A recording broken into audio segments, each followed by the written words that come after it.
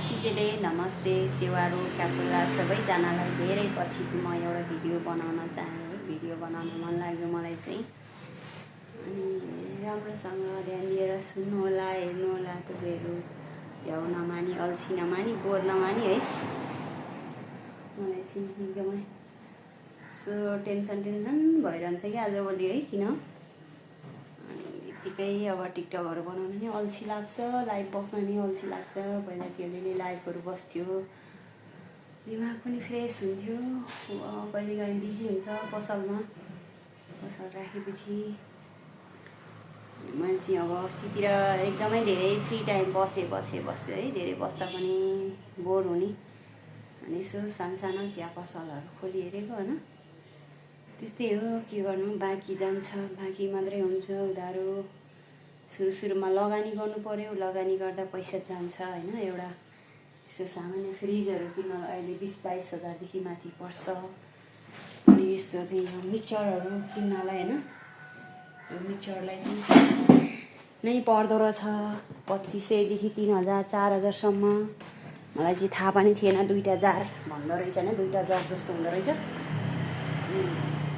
त्यो पनि किनेको 1-2 महिना नहुँदै भाँचेर बसिरहेछ बिग्रेर। एउटा चाहिँ पुरै बिग्रेको चाहिँ होइन, भाँचिरहेछ। अब त्यस्तै हो।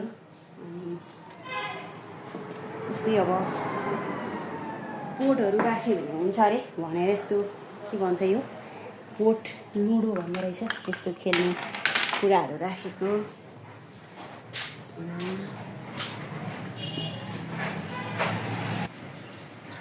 अनि यता चाहिँ छ क्यारम बोर्ड है, यो चाहिँ यस्तो क्यारम बोर्डहरू राखिहेरेको कि मलाई चाहिँ खेल्न चाहिँ आउँदैन, खासै खेलेको पनि छैन।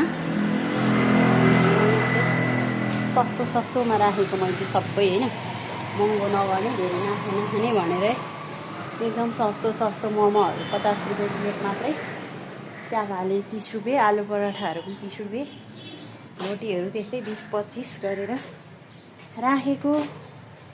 धेरै नाफा नखाने भनेर के गर्नु है, धेरै खाएर पनि पचाउनु गाह्रो हुन्छ त्यस्तै गरेर।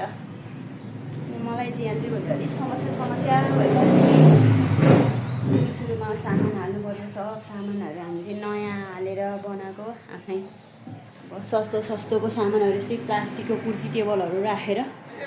यसको लागि पनि अब पैसा धेरै चाहिने छ होला, केही देखिँदैन यदि धेरै पैसा चाहिने है। अनि के गर्नु के।